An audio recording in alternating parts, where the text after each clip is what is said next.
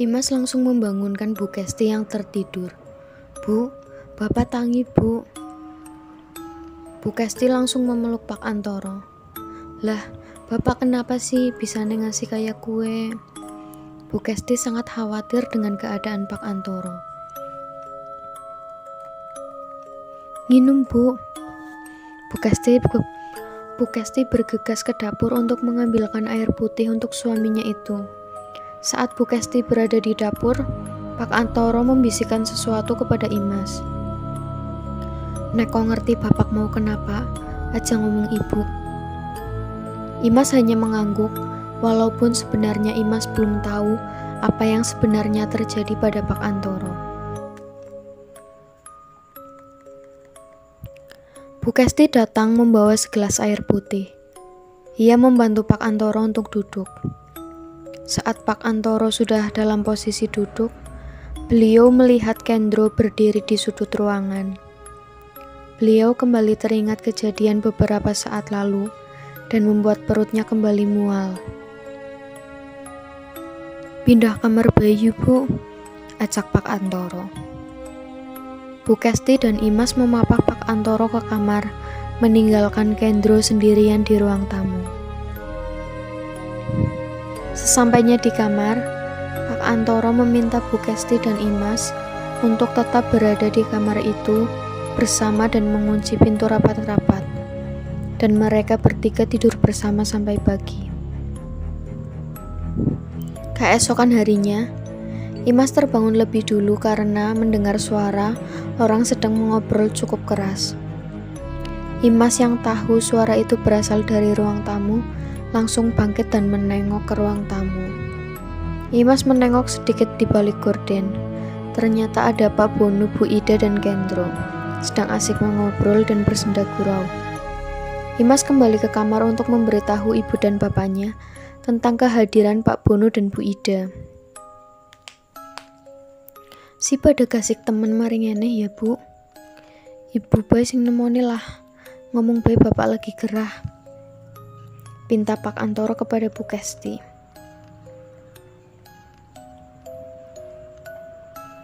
"Loh, Kang Bono kali Mbak Ida kadingaren ngeneh kasih temen," sapa Bu Kesti langsung yang duduk berhadapan dengan mereka. "Antoro ndidek?" tanya Bu Ida. "Bapak lagi gerah Mbak Yu, pripun sih?" Pak Bono saling bertatapan dengan Bu Ida, seperti ada sesuatu yang sangat serius yang harus dibicarakan dengan Pak Antoro. "Ngene lho, Kes, aku wingi tuh sekanggone Mbah Kakung. Mbah Kakung kepengin Kendro kon cepet mbojo karo Imas." Bu Kesti tidak begitu kaget mendengar penjelasan dari Pak Bono, karena dari awal memang sudah tahu tujuan Kendro dan Imas pastilah sebuah pernikahan. Tapi Pak Antoro harus tahu, dan Bu Kesti menyarankan untuk mengadakan pertemuan keluarga lagi saat kondisi Pak Antoro sudah membaik. Pak Bono dan Bu Ida pun setuju. Setelah keluarga Pak Bono pamit, Bu Kesti merasakan sedikit keanehan pada sikap Kendro. Kendro yang sedari kemarin hanya diam seperti patung, tiba-tiba jadi sangat ceria saat bersama dengan orang tuanya. Tapi Bu Kesti tidak terlalu memikirkan masalah itu. 3 hari sebelum pertemuan keluarga. "Dok, melu bapak ya." Pagi-pagi sekali Pak Antoro mengajak Imas pergi ke suatu tempat. "Mari ngendi sih, Pak?" tanya Imas penasaran. "Wis melu bae, mengko anger ditakoni ibu, ngomong bae mari ngone lilik." Imas mengangguk menuruti perkataan bapaknya itu. Tepat pukul 8.00, Imas dan Pak Antoro berangkat berboncengan menggunakan sepeda motor tua. Sudah hampir 10 menit berjalan, tapi Imas belum tahu akan dibawa kemana oleh bapaknya. "Arep ming ngendi sih, Pak?" Imas sekali lagi bertanya dan tetap dijawab dengan jawaban yang sama oleh Pak Antoro. Wis melu bae. Akhirnya sepanjang perjalanan, Imas sudah tidak bertanya lagi. Ia hanya mengamati dan menikmati pemandangan di sepanjang jalan yang ia lalui. Ia tidak pernah melewati jalan itu sebelumnya. Hampir 1 jam perjalanan, akhirnya mereka masuk ke sebuah jalan kecil, seperti sebuah gang namun lebih besar.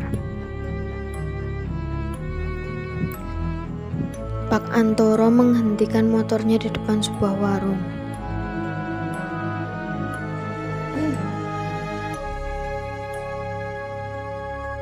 Bu nuwun sewu. Ses. Abrit kali, amplope kali. Setelah menerima rokok dan amplop itu, Pak Antoro memasukkan 1 lembar uang 100 ribuan pada masing-masing amplop. Ia memasukkan amplop beserta rokok yang tadi beliau beli ke dalam kantong resek hitam. Lalu mereka melanjutkan perjalanan kembali. Tidak terlalu lama berjalan, mereka berhenti di sebuah rumah berlantai 2 yang cukup besar. Umay sapak ya Pak gede temen. Pak Antoro tidak menjawab pertanyaan Imas. Beliau hanya menarik tangan Imas supaya ikut masuk ke dalam. Di dalam, mereka disambut oleh seorang wanita paruh baya. Monggo, badhe kepanggih sinten?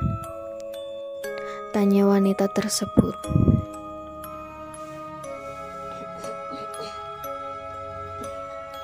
Mbah Tarwi enten Bu.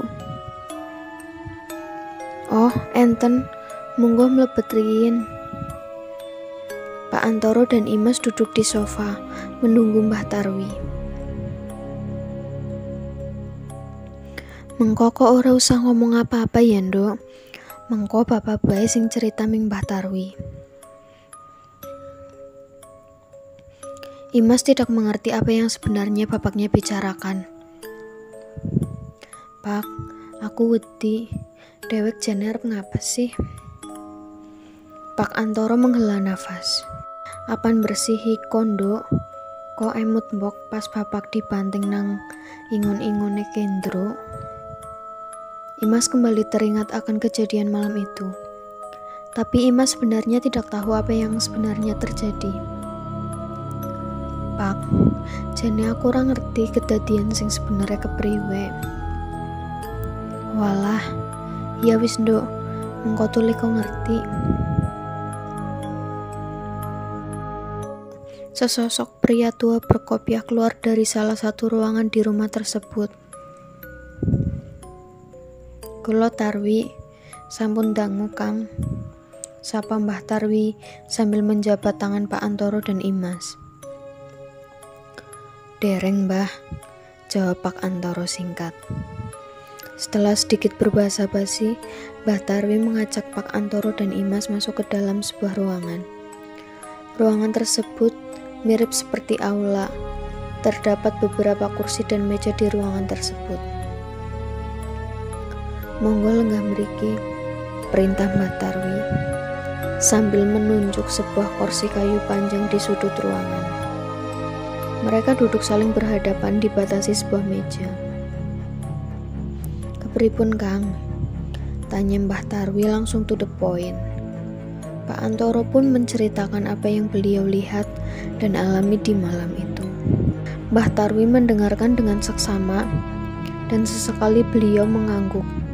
Sedangkan Imas, ia sangat syok dan agak sungkan mendengar cerita dari bapaknya itu. Sesekali ia menutup mulutnya, menahan rasa jijik yang ia rasakan terhadap Kendro. Imas memang sudah lama merasa ada hal yang aneh dalam diri Kendro. Namun ia tidak menyangka Kendro sampai separah itu. Usai mendengar cerita dari Pak Antoro, Mbah Tarwi menyalakan sebatang rokok.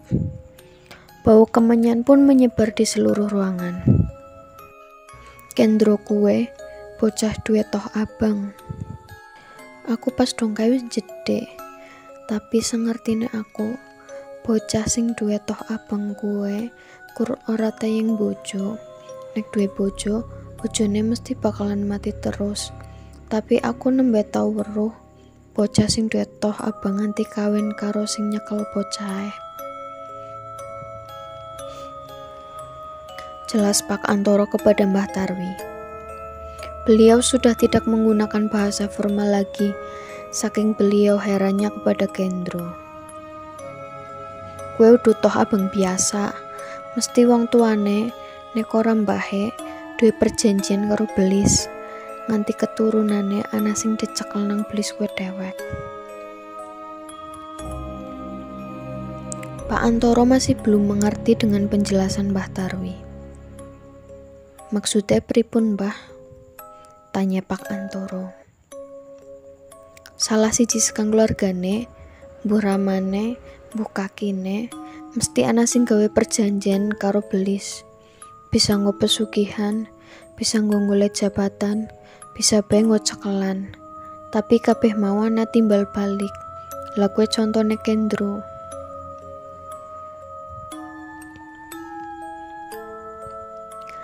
Dalamnya perbincangan antara Pak Antoro dan Mbah Tarwi membuat Pak Antoro tidak sadar bahwa sedari tadi Imas menahan air matanya sampai mukanya memerah.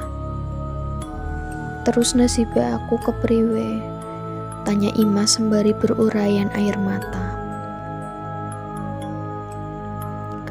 Kok kudu ngerti disit, tujuannya ndadekna anakmu mantu kue apa? Ucap Mbah Tarwi. Aku durung ngerti, Mbah, tapi siki sing genah. Aku karo anakku njaluk dibersihinat disit, Mbah. Mbah Tarwi pun menuruti keinginan Pak Antoro. Yang pertama Imas. Imas diminta untuk duduk di sebuah kursi tanpa sandaran. Mbah Tarwi berdiri di belakangnya. Lalu Mbah Tarwi menempelkan jari telunjuknya pada punggung bagian bawah. Lalu perlahan ia tarik ke atas. Saat proses pembersihan itu, Imas tidak bereaksi apa-apa. Koe bersih nduk, ora nana sing melu ora. Imas merasa sedikit lega, namun ia ingin sekali segera pulang. Ia ingin menangis kepada ibunya dan mengadukan semua yang terjadi pada Gendro. Mulai dari hari itu, Imas sudah benar-benar menghilangkan perasaannya pada Gendro. Imas sudah bertekad untuk tidak akan menjadi istrinya Gendro. Imas tahu, ia pasti akan mengalami masalah yang cukup besar karena membatalkan perjodohan itu. Tiba giliran Pak Antoro. Beliau melakukan prosesi yang sama dengan Imas. Namun berbeda dengan Imas yang tidak bereaksi, Pak Antoro justru mengerang seperti orang kesakitan. Saat jari Mbah Tarwi mencapai tengah-tengah punggungnya, Wis, lara banget yakin, erang Pak Antoro. Meminta untuk berhenti. Yang selanjutnya dilakukan oleh Mbah Tarwi adalah menekan titik tersebut dengan sangat keras. Erangan Pak Antoro bertambah kencang. Mukanya sampai memerah. Terlihat sekali beliau sedang menahan rasa sakit. Mbah Tarwi terus menekan titik tersebut sembari membaca banyak doa-doa. Imas hanya terdiam melihat bapaknya terus mengerang. Bagi Imas, ia seperti berada di alam mimpi. Untung kia sing ngetutna koe si pasif, urung tayang nguasani awakeko, dadi digusahe ora angel, kayak kurang ngetutna sing duweni Gendro tok. Setelah prosesi tersebut selesai, Pak Antoro diberi segelas air putih yang sudah diisi doa-doa oleh Mbah Tarwi.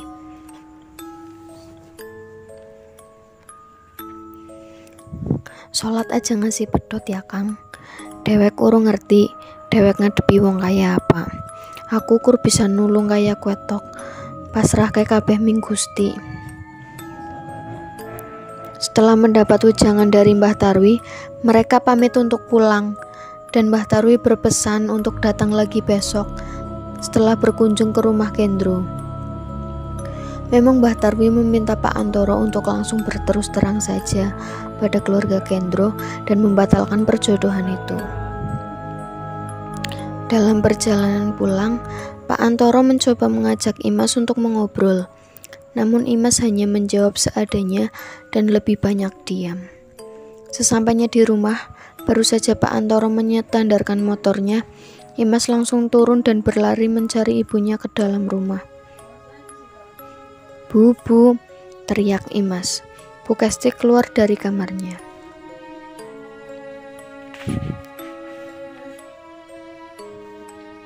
"Ana apa sih, Ndok?" Deneng bengok-bengok. Imas yang sudah berurai air mata langsung memeluk ibunya. "Bu, aku mau bojo karo Kendro, aku mau mati," ucap Imas berulang-ulang. Kesti yang bingung mencoba melepaskan pelukan Imas, tapi justru Imas semakin erat dan tangisannya semakin keras. "Hus, aja seru-seru, ana apa?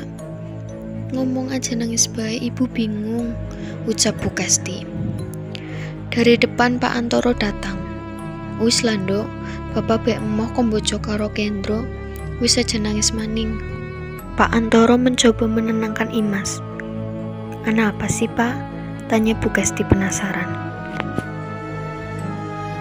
Pak Antoro mengajak Bu Kesti dan Imas untuk duduk di ruang tamu untuk membicarakan masalah yang terjadi. Sama syoknya seperti Imas, Bu Kesti pun menangis mendengar cerita dari Pak Antoro. "Dewek ya leganu orang nana pikiran apa-apa ya, Pak. Dongane dewek dilenggitok, masa iya wong sugihe kaya kae gelem karo anake dewek sing kur lulusan SMP. Mesti ana timbal balike. Dewek emang wong ora duwe, Bu. Tapi udu berarti keluargane dewek bisa ngutulanan kaya kue. Apa maning Imas anake dewek siji-sijine, Bu? Apa enggane Bono karo Ida ora melas ming dewek ya?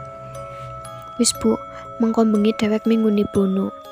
Tek ngomong kon dibubarna bae Imas karo Kendro. Malam harinya, Bu Kesti dan Pak Antoro mengunjungi rumah Kendro. Setelah dipersilahkan masuk, tanpa basa-basi, Pak Antoro langsung mengutarakan tujuannya menemui Pak Bono. "Mas, nuwun sewu, aku arep terus terang bae. Aku arep bubarna Kendro karo Imas." Mendengar perkataan Pak Antoro, awalnya Pak Bono menanggapi dengan santai. "Ana masalah apa? Cerita bae, aja asal ngomong bubar ngono," ucap Pak Bono sembari menyeruput secangkir kopi. "Imas wis ana calon pilihane Imas dewek, Mas." Pak Antoro mencoba berbohong dengan mengatakan Imas sudah punya pacar. Tapi Pak Bono tidak semudah itu percaya. "Imas wis duwe calon, apa kowe sing wis ngerti?" Pertanyaan itu membuat Pak Antoro terdiam. "Bisa Bono ngerti," batin Pak Antoro. "Kowe lagi butuh duit tah? Ngomong bae sepira bakal tak wehi. Asal Imas tetep bojo karo Kendro." Batin Pak Antoro dan Bu Kesti bergejolak mendengar perkataan Pak Bono. "Ngapurane Mas, nek masalah duit sih insya Allah bakal tak balekna. Tapi Imas ora bisa bojo karo Kendro. Uripe Imas bakal terjamin. Sapa sih sing gelem bojo karo anakmu nek udu Kendro?" Ucapan Pak Bono sangat menyakiti hati Bu Kesti. Ia tidak dapat membendung emosinya. Beliau mendobrak meja di depan Pak Bono. "Mendingan anakku dadi perawan tua daripada bojo karo ingon-ingon jin." Pak Antoro berusaha menarik tangan Bu Kesti supaya duduk kembali. Namun Bu Kesti sudah tidak memperdulikan Pak Antoro. Bu Kesti terus berdiri, matanya melotot tajam memandang Pak Bono. Pak Bono hanya tersenyum simpul. Beliau kemudian berdiri dan mencengkeram pundak Bu Kesti. Nek kudu wong wadon, wis tek tempiling kok. Ngapurane Mas, bojone aku ora ana maksud ngomong kaya kue. Ya wis aku tek balik bae Mas. Pak Antoro melepaskan tangan Pak Bono dari pundak Bu Kesti. Kau rasa polah ya, pokoknya ngesuk-ngesuk aku bakal mengumah. Perkataan Pak Bono terdengar seperti ancaman, namun Pak Antoro hanya mengiyakan perkataan Pak Bono, karena beliau takut terjadi sesuatu jika mereka tetap di sana. 2 hari sebelum pertemuan keluarga. Bu, Bapak pamit ya. Pak Antoro membangunkan Bu Kesti yang masih terlelap. Bu Kesti membuka matanya. Terlihat jam masih menunjukkan pukul 3.30 pagi. Bapak arming di Pak, esik-asik banget. Bapak arep maring ngene Mbah Tarwi. Wingi wis dipeseni kon minganah maning Bu, tapi bapak arep dhewekan bae. Ibu nang omah bae karo Imas ya. Nek keluargane Kendro ana sing maring eneh aja ditampani.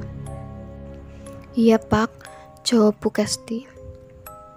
Bu Kesti mengantarkan Pak Antoro sampai di depan rumah. Setelah Pak Antoro berangkat, Bu Kesti langsung menuju kamar Imas dan merebahkan diri di sebelah Imas. Turuan sedela lah, nunggu subuh, batin Bu Kesti. Bu Kesti memandang langit-langit kamar Imas. Sesekali beliau melihat Imas yang sedang tertidur pulas di sebelahnya. Bu Kesti menikmati keheningan di pagi itu, saat tiba-tiba terdengar suara ketukan pintu kamar Imas. Loh, ujarku lawang arep wis tekunci kok ya. Masa nawang sinta yang mlebu, gumam Bu Kesti.